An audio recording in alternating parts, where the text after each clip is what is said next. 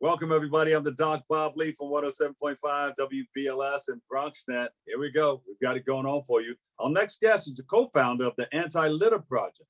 They join us today to speak about their organization's efforts to end littering and improve street cleanup. It's a wonderful campaign. They're doing it all over the place, and we thank them for their service. Please welcome to the show, Jennifer Seda and Dexter Thomas Payne. Welcome, guys.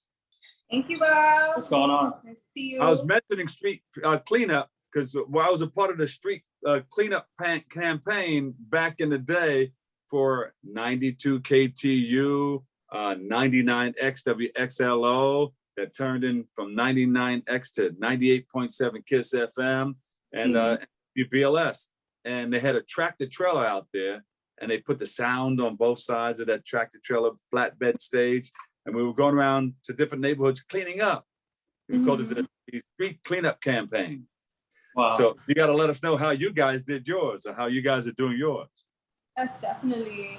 I'm hoping we can bring that back. That sounds kind of awesome. Yeah, fantastic, right? We'll make it bigger and bigger. Yeah. So you guys conducting yours. Let me see how we can slide in and join. Music would be helpful. Yeah. I'll tell you that much. Yeah. But luckily we have some good resources and some good people around us that have been able to kind of help us along the way. The hardest part is like getting the tools because it's not easy bringing a bunch of shovels and brooms and stuff. But once you have people and you have good energy, the rest of it is really easy. You know what I mean?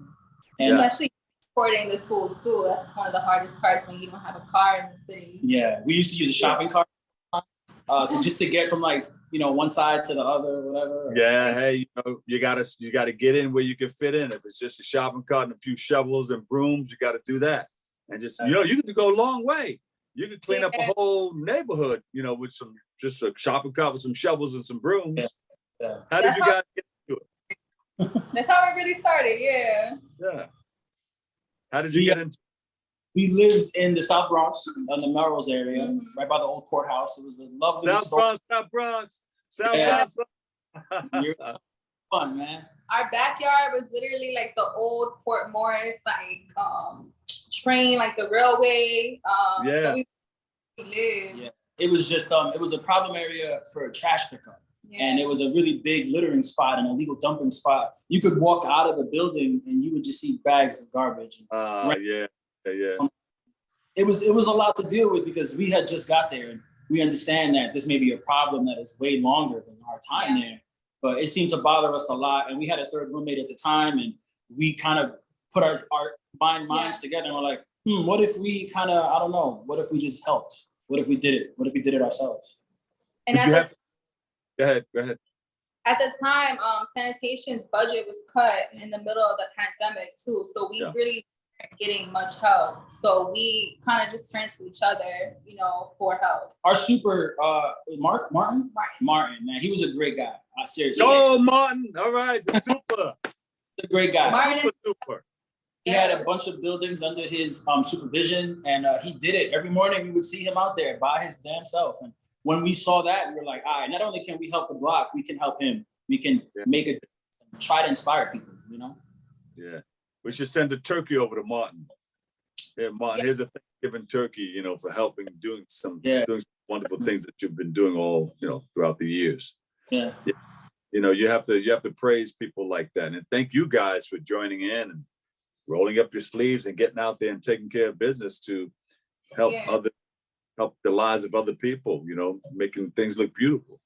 Yeah. And what we realized was nobody wants the litter on their streets. It's just no one wants to do it. No one wants to be the first person to do it. And the thing was people should get paid for it. And the people who are getting paid for it are not picking up the garbage because of these, budget cuts or whatever. So how it really started. Yeah.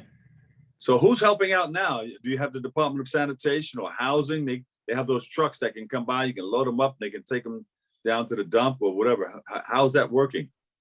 So the good thing is we team up a lot with Sanitation Foundation, which is a nonprofit of DSMY.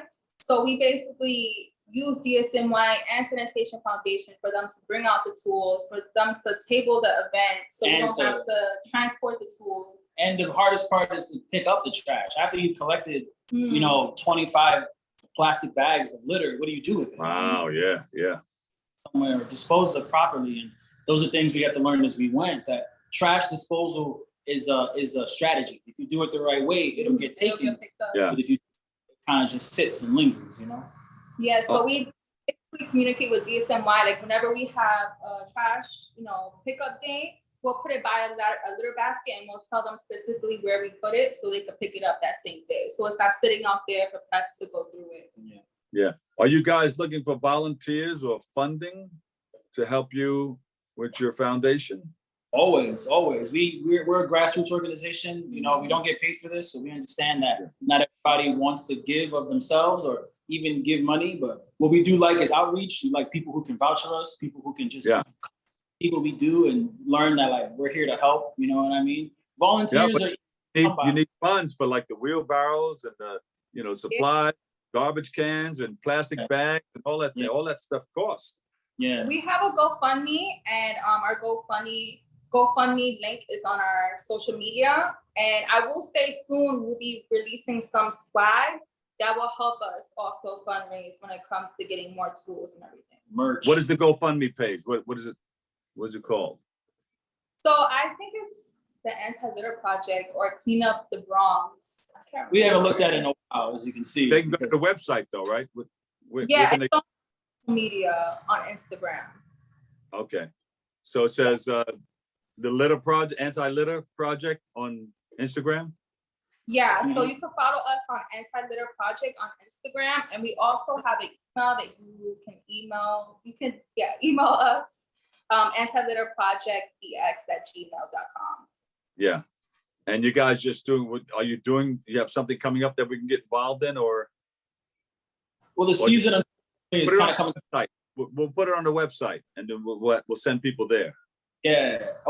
We definitely want people to come check out our Instagram and come check out what we do. But the events are kind of coming to a little bit of a stop right now with the season change, winter coming. It's really brutal to be out there in the cold. And a couple of days ago, actually, and we had a cleanup on the Willis Avenue Bridge, and that went really well. So we don't want to shy people away, but we understand it's like once it gets warmer, we'll be more active. Trust me. Oh, we may have to get some boots on the ground and some shovels if it snows, right? We spent last winter shoveling so much. I never shoveled so much in my life, man. Her either. Yeah. So that's probably the transition. No one, because people hit us up last minute when it snows, right? So we're always open to like helping people out, but that's what it was during the winter: salting and shoveling and breaking up the ice, helping people get out their parking spots. So people back in the day, people used to pay you for that. Hey, here's a 20, help me get this car out of here, or help my store, shovel my sidewalk, stuff like that. That's all. And even the leaves, you go to different neighborhoods, you can get get a leaf blower, help organize that, put that into plastic bags. I don't know, that your foundation, Anti-Litter Project, can do a whole lot. Yeah, we're still pretty young in our development. We haven't been around that long. We want to keep learning and keep growing and connecting with people and wanting to be the change we want to see and help others do the same. There you go. The more we realize, like, the work that we do is needed. We're constantly emailed or DMs about like, oh, there's trash in my neighborhood. Like, what do I do about it? Or how do I start my own cleanup effort? Or how do I partner up with you guys, to clean up this area? So, and then also people are asking us about like permanent change, because like, we can do a block, but how do we affect permanent change? So now we're working on some like workshops and classes where we can dive into how to properly dispose of your trash, because it's actually brought up, like, if you dispose of your trash but you don't do it properly, it's never going to get picked up. Yeah. Well, listen, thank you for all that you guys are doing. Thank you for rolling up your sleeves and cleaning up our community. That's a beautiful thing. There she is, Jennifer Seda and Dexter Thomas Payne. We appreciate you. And the name of the program is the Anti-Litter Project. Go there, social media, and donate to them or volunteer. Everybody out there moving together in the same direction for a common cause, cleaning up our neighborhoods. That's what it's all about. Reach out to some of the electeds too, the elected officials. They'll help you, and maybe they'll give you some discretionary funds to help you in that area. Thank you. Thank you. The Anti-Littering Project. Thank you so much, Jennifer Seda and Dexter Thomas Payne. We appreciate you. We're going to take a break right here. Coming up next, Bobby C with the latest in the world of sports. There's a lot going on. Stay tuned.